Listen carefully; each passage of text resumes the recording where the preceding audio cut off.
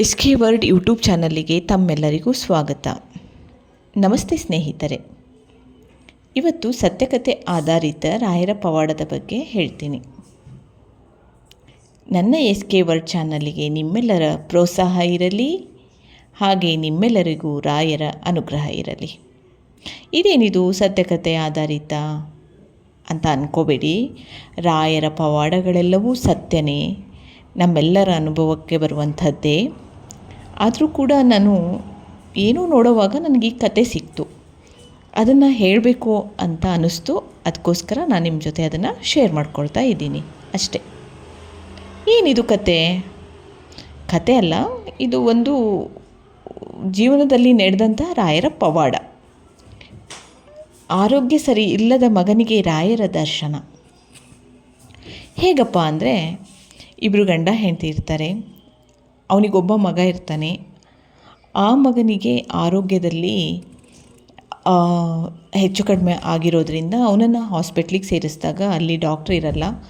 ಅವರು ಬೆಳಗ್ಗೆನೇ ಬರೋದು 10 ಗಂಟೆಗೆ ಅಂತ ಆ ಹಾಸ್ಪಿಟ್ಲಲ್ಲಿ ಹೇಳಿದಾಗ ಅಲ್ಲೇ ಒಂದು ರೂಮ್ನ ತೊಗೊಂಡ್ಬಿಟ್ಟು ಅಲ್ಲೇ ಇರ್ತಾರೆ. ಆ ಕೋಣೆಯಲ್ಲಿ ಸಿಕ್ಕಾಪಟ್ಟೆ ತಗಣಿಗಳು, ಜಿರಳೆ, ಎಲ್ಲ ಕ್ರಿಮಿಕೀಟಗಳು ಇರ್ತವೆ. ಆಮೇಲೆ ಕೆಟ್ಟ ವಾಸನೆ. ಇದೇನಪ್ಪ ಎಂಥ ಸಂಕಷ್ಟ ಬಂತು ಅಂತ ಇಬ್ಬರು ಗಂಡ ಹೆಂಡತಿ ತುಂಬ ಒದ್ದಾಡ್ತಾರೆ. ಮಗು ಕೂಡ ಹುಷಾರಿಲ್ಲದೆ ಇರೋದ್ರಿಂದ ತುಂಬ ಒದ್ದಾಡುತ್ತೆ. ಆ ತಿಗಣೆಗಳೆಲ್ಲ ಮಗುನ ಹತ್ರ ಬರೋವಾಗ ಏನು ಮಾಡೋದು ಅಂತ ಇಬ್ಬರು ಗಂಡ ಹೆಂಡತಿಗೆ ಗೊತ್ತಾಗಲ್ಲ. ಆವಾಗ ಗಂಡ ಮಗುನ ಚಾದರ ಹಾಸಿ ತೆಳಗೆ ಮಲಗಿಸಿ ಮಗುವಿನ ಸುತ್ತ ನೀರು ಹೊಡ್ಕೊತೆ ಗಂಡ ಹೆಂಡತಿ ಕೂಡ್ತಾರೆ. ಗಂಡ ಮಲಗಿದಾಗ ಹೆಂಡತಿ ಮಲಗಿದಾಗ ಗಂಡ. ಈ ಥರ ಯಾವುದೇ ಹುಳುಗಳು ಮಗುವಿನ ದಾಟಿ ಬರಲಿಲ್ಲ. ಹೀಗೆ ಮಾಡ್ತಾನೆ ಬೆಳಗ್ಗೆ ಆಗೋಗುತ್ತೆ. ತುಂಬ ರಾತ್ರಿ ಎಲ್ಲ ನೋವಲ್ಲೇ ಇರ್ತಾರೆ. ಡಾಕ್ಟ್ರು ಬರ್ತಾರೆ. ಡಾಕ್ಟ್ರು ಬಂದಿರೋ ವಿಷಯ ಇವ್ರಿಗೆ ತಿಳಿದ ತಕ್ಷಣ ಓಡಿ ಹೋಗ್ತಾರೆ ಡಾಕ್ಟ್ರ್ ಹತ್ರ. ನೀವು ಎಮರ್ಜೆನ್ಸಿ ಕೇಸ್ ಇದ್ದಾವಾಗಲೂ ಕೂಡ ನೀವು 10 ಗಂಟೆಗೆ ಬಂದರೆ ಹೇಗೆ ಅಂತ ತಂದೆ ಚೀರಾಡ್ತಾರೆ. ಯಾಕಂದರೆ ಅವ್ರ ಪರಿಸ್ಥಿತಿನೇ ಹಾಗಿತ್ತು. ಅವರ ಸ್ಥಿತಿ ನೋಡಿ ಆ ಡಾಕ್ಟ್ರಿಗೆ ಕರುಣೆ ಬಂದು ಕೂಡಲೇ ಆ ಮಗುವಿನ ನೋಡೋಕ್ಕೆ ಹೋಗ್ತಾರೆ. ಆ ಮಗು ನೋಡಿದ್ದ ಡಾಕ್ಟ್ರಿಗೆ ಈ ಮಗುವಿನ ಜೀವಕ್ಕೆ ಅಪಾಯ ಇದೆ, ಇದು 1 ತಿಂಗಳು ನೀವು ಇಲ್ಲೇ ಅಡ್ಮಿಟ್ ಆಗಬೇಕಾಗತ್ತೆ ಅಂತ ಹೇಳ್ತಾರೆ. ಆಗ ಅವರು, ಇದು ಅಸಾಧ್ಯ, ನೀವು ನನಗೆ ಮುಂಬೈಲಿ ತಲುಪೋವರೆಗೂ ಇವನನ್ನು ಸುರಕ್ಷಿತವಾಗಿ ಕಳಿಸಲು ವ್ಯವಸ್ಥೆ ಮಾಡಿರಿ ಅಂತ ಡಾಕ್ಟ್ರು ಮುಂದೆ ಗೋಗರಿತಾನೆ. ಮುಂದಿಂದು ನಾನು ನೋಡ್ಕೊಳ್ತೀನಿ ಅಂತ ಹೇಳ್ತಾನೆ. ಮೈ ತುಂಬ ಎಲ್ಲ ದೊಡ್ಡ ಗಾತ್ರದ ನೀರು ತುಂಬಿದ ಗುಳ್ಳೆಗಳಾಗಿರುತ್ತೆ. ಒಡೆದು ಬ್ಯಾಂಡೇಜ್ ಮಾಡಿ ಕಳಿಸ್ಬೋದು. ಆದರೆ ಇದು ಕಡಿಮೆ ಆಗಲು ಇನ್ನೂ 5-6 ತಿಂಗಳು ಬೇಕಾಗುತ್ತೆ. ಸ್ಕಿನ್ನೆಲ್ಲ ಸುಟ್ಟೋಗಿದೆ, ಪ್ಲಾಸ್ಟಿಕ್ ಸರ್ಜರಿ ಬೇಕಾಗಬೇಕು ಅಂತ ಡಾಕ್ಟ್ರ್ ಹೇಳ್ತಾರೆ. ಅದೇನೇ ಇರಲಿ, ನೀವು ನನ್ನನ್ನು ಮುಂಬೈಗೆ ಕಳಿಸ್ಕೊಡೋ ವ್ಯವಸ್ಥೆ ಮಾಡಿ ಅಂತ ಡಾಕ್ಟ್ರಿಗೆ ಹೇಳ್ತಾನೆ. ಇವರು ತಂದೆ ಏನು ಮಾಡ್ತಾನೆ, ಹುಡುಗನ ತಂದೆ ಸ್ಟೇಷನಿಗೆ ಹೋಗಿ ಟ್ರೈನ್ ಟಿಕೆಟ್ನ ಬುಕ್ ಮಾಡ್ತಾರೆ. ಹಾಗೆ ಪೋಸ್ಟ್ ಆಫೀಸಿಗೆ ಹೋಗಿ ಫ್ಯಾಮಿಲಿ ಡಾಕ್ಟ್ರಿಗೆ ಟೆಲಿಗ್ರಾಮ್ ಕೊಟ್ಟು ಬರ್ತಾರೆ. ಟೆಲಿಗ್ರಾಮ್ ಕೊಟ್ಟು, ನಾನು ಅಲ್ಲಿ ಟುಡೇ ನಾನು 1:30 ಅಲ್ಲಿ ಇರ್ತೀನಿ, PM ಸಂಜೆ ಅಲ್ಲಿಗೆ ರಾತ್ರಿ ಹೊತ್ತು ಅಲ್ಲಿ ಇರ್ತೀನಿ ಅಂತ ಫ್ಯಾಮಿಲಿ ಡಾಕ್ಟ್ರಿಗೆ ಟೆಲಿಗ್ರಾಮ್ ಕೊಡ್ತಾರೆ. ಆ ಹುಡುಗ ಸಿಕ್ಕಾಪಟ್ಟೆ ನರಕಯಾತನೆ ನೋವು ಅನುಭವಿಸ್ತಿರುತ್ತೆ. ಹಾಗೂ ಹೀಗೂ ಮಾಡಿ ಟ್ರೈನ್ನ ಹಿಡಿದು ಮಗುವಿನ ಕರ್ಕೊಂಡು ಹೋಗ್ತಾರೆ. ಪಕ್ಕದಲ್ಲಿರೋಂತಹ ಎಲ್ಲ ಪ್ಯಾಸೆಂಜರ್ಸ್ ಕೂಡ ಮಗುವಿನ ಪರಿಸ್ಥಿತಿ ನೋಡಿ ಅಲ್ಲಿ ಅವರಿಗೆ ಅನುಕೂಲ ಮಾಡಿಕೊಡ್ತಾರೆ. ಮುಂಬೈ ತಲುಪಿದಾಗ 2:30 ಆಗಿರುತ್ತೆ.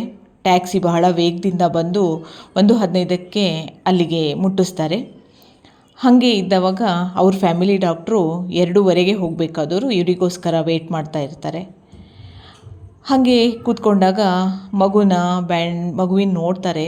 ಬ್ಯಾಂಡೇಜ್ ಕತ್ತರಿಸಿ ನೋಡಿದರೆ ರಕ್ತ ಸಿಡಿದು ಮಗು ಗಾಬರಿಗೊಂಡ್ಬಿಡುತ್ತೆ ಆ ರಕ್ತ ನೋಡಿ. ಡಾಕ್ಟ್ರು ಕೂಡ ಗಾಬರಿ ಆಗಿಬಿಡ್ತಾರೆ, ಇದೇನಿದು ಅಂತ. ಬೆನ್ನಿನಿಂದ ಹಿಡ್ಕೊಂಡು ಕಾಲ್ವರೆಗೂ ಸ್ಕಿನ್ನೆಲ್ಲ ಸುಟ್ಟು ಹೋಗಿಬಿಟ್ಟಿರುತ್ತೆ. ಸಿಕ್ಕಾಪಟ್ಟೆ ಆ ಮಗು ನೋವಿನಲ್ಲಿರುತ್ತೆ. ಅದನ್ನು ನೋಡಿ ತಂದೆ ತಾಯಿಗಳು ನೋವಿನಲ್ಲೇ ಇರ್ತಾರೆ.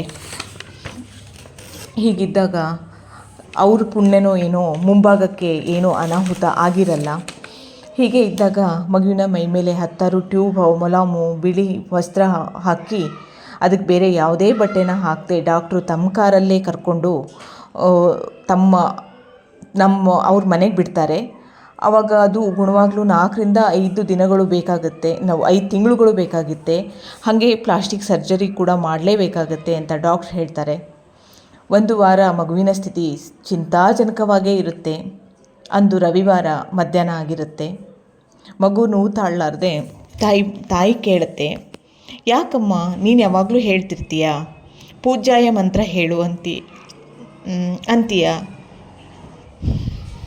ರಾಯರು ಗುಣ ಮಾಡ್ತಾರೆ ಅಂತೀಯ, ಎಲ್ಲಿದ್ದಾರೆ ನಿಮ್ಮ ರಾಯರು ಅಂತ ಕೇಳುತ್ತೆ. ರಾಯರಿಗೆ ಕರುಣೆ ಇಲ್ವಾ ಅಂತ ಮಗು ಕೇಳಿದಾಗ ತಾಯಿ ಮಗುವಿನ ಮಾತನ್ನ ತಾಯಿ ಕೇಳಿ, ತಾಯಿ ತುಂಬ ಮಗುವಿನ ಆಯುಷ್ಯು ಇಲ್ಲಿಗೆ ಮುಗೀತೇನೋ ಅಂತ ಅದು ತುಂಬ ಗಾಬರಿಯಾಗಿ ಅಳ್ತಾಳೆ. ತಾಯಿ ಏನು ಮಾಡ್ತಾಳೆ, ಹಂಗೂ ಹಿಂಗೂ ಅದನ್ನು ಸಮಾಧಾನ ಮಾಡಿ ಮಲಗಿಸಿ ರಾಯರಲ್ಲಿ ಬೇಡ್ಕೊಳ್ತಾಳೆ. ಹಾಗೆ ಅರ್ಧ ಗಂಟೆ ಆದ ತಕ್ಷಣ ಮಗು ಅಲ್ಲಿಂದ ಎದ್ದು ಅಮ್ಮ ಅಜ್ಜ ಇಲ್ಲಿ ಅಂತ ಕೇಳುತ್ತೆ. ಅಜ್ಜ ಅಂತ ಕೇಳಿದಾಗ ಅವಳಿಗೆ ತಾಯಿಗೆ ಏನಂತಾಳೆ, ಧಾರವಾಡದಲ್ಲಿರೋ ತಮ್ಮ ಅಜ್ಜ ಅಂದ್ಕೊಂಡು, ನಿಮ್ಮ ಅಜ್ಜ ಇದು ಸುದ್ದಿ ಕೇಳಿ ಮೂರ್ಛೆ ಬಿದ್ದಿದ್ದಾರೆ, ಅವರೇ ಬಂದಿರಬೇಕು ಕನಸಿನಲ್ಲಿ ಅಂದ್ಕೊಂಡು ಅಜ್ಜನ ಬರ್ತಾರೆ ಅಂತ ಹೇಳ್ತಾರೆ. ಅಮ್ಮ ನಮ್ಮಜ್ಜ ಅಲ್ಲ, ಮಂತ್ರಾಲಯದ ಅಜ್ಜರು ಅಂತ ಕೇಳಿದಾಗ ಅವರಿಗೆ ಆ ತಾಯಿಗೆ ದುಃಖ ತಡೆಯೋಕ್ಕೆ ಆಗಲ್ಲ. ಅಮ್ಮ ಅವ್ರ ಕಾಲಿಗೆ ಕಟ್ಟಿಗೆ ಚಪ್ಪಲಿ ಹಾಕಿದ್ರಮ್ಮ, ನನ್ನ ಹತ್ರ ಬಂದು ನನ್ನ ನೋಡಿ ಹೇಗಿದೆಯಾ ಮಗು. ಕಥೆನ ನಾಳಿನ ಭಾಗದಲ್ಲಿ ಮುಂದುವರಿಸ್ತೀನಿ. ನನ್ನ ಚಾನಲ್ನ ನೋಡಿದ್ದಕ್ಕೆ ತಮ್ಮೆಲ್ಲರಿಗೂ ಧನ್ಯವಾದಗಳು.